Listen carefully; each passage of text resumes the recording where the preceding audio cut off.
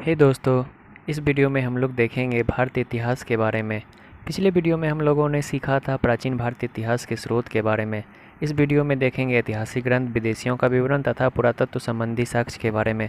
दोस्तों, ये तीनों पॉइंट हमें भारतीय इतिहास को जानने तथा समझने में काफ़ी हेल्पफुल हैं। दोस्तों, अगर आप इस चैनल पर नए हैं तो चैनल को सब्सक्राइब कर लें। हम आपके लिए हर रोज़ जीके के नॉलेज के साथ आते हैं, जो कोई सा भी कंपटीशन एग्ज़ाम में आपके लिए हेल्पफुल हो सकता है। तो आइए जानें ऐतिहासिक ग्रंथ के बारे में। दोस्तों, ऐतिहासिक ग्रंथ में पहला आता है जातक, जिससे महात्मा बुद्ध के विषय में जानकारी प्राप्त होती है।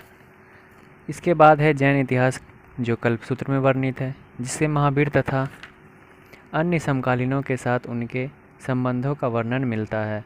जैन साहित्य को आगम कहा जाता है। अर्थशास्त्र के लेखक चाणक्य हैं। यह 15 अधिकरण एवं 180 प्रकरणों में विभक्त है। इससे मौर्यकालीन हिस्ट्री की जानकारी मिलती है। संस्कृत साहित्य में ऐतिहासिक घटनाओं को लिखने का प्रयास सबसे पहले कल्हण ने किया। कल्हण ने राजतरंगिणी पुस्तक लिखी, जो कश्मीर का इतिहास बताता है। अरबों द्वारा सिंध विजय चचनामा, जो अली अहमद द्वारा लिखा गया, में सुरक्षित है। अष्टाध्यायी, जो पाणिनि ने लिखी, में मौर्यकालीन के पहले का इतिहास लिखा गया है। पतंजलि पुष्यमित्र शुंग के पुरोहित थे। इससे शुंगों का इतिहास पता चलता है। अब है विदेशी यात्रियों से मिलने वाली जानकारी, जिसमें पहला है यूनानी रोमन लेखक। यूनानी रोमन लेखक बहुत सारे हैं, जैसे टेशियस, हेरोडोटस और सिकंदर के साथ आए बहुत सारे लेखक, जैसे जिसमें नियाकस, अनेसिक्रिटस तथा ऑस्ट्रोबुलस। टेशियस ईरान का राजवैद्य था। भारत के बारे में इसने जो विवरण लिखा है वह अविश्वसनीय है।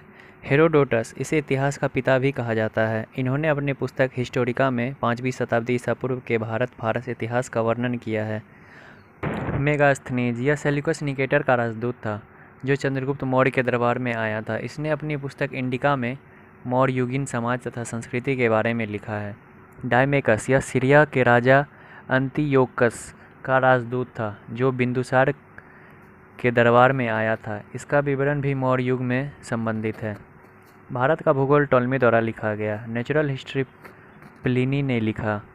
अब है चीनी लेखक फाहियान।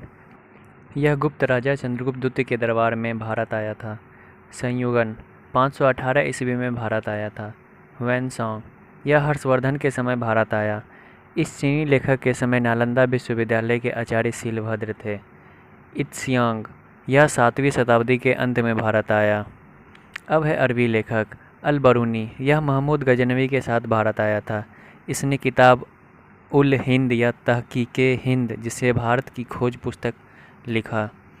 अन्य लेखक हैं तारानाथ, यह तिब्बती लेखक थे, तथा मार्को पोलो, यह 13वीं शताब्दी के अंत में पांड्य देश का यात्रा पर आया था। दोस्तों, अब है पुरातत्व संबंधी साक्ष्य।